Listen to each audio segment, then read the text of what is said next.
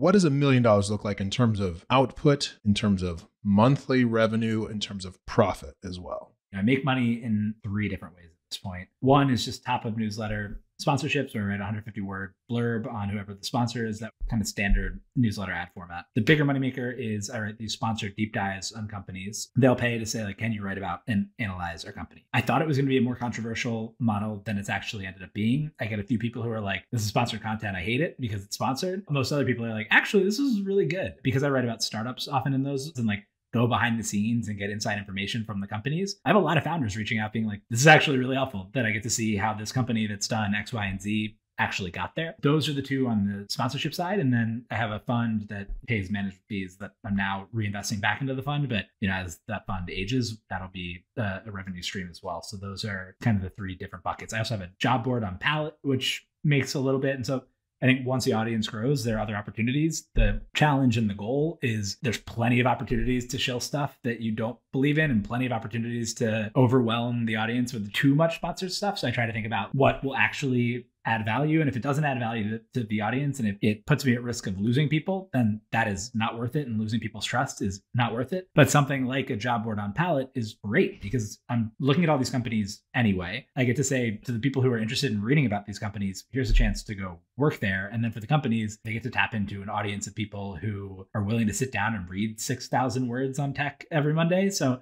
it's like a really aligned thing. And those are the kind of things that I look for during the business.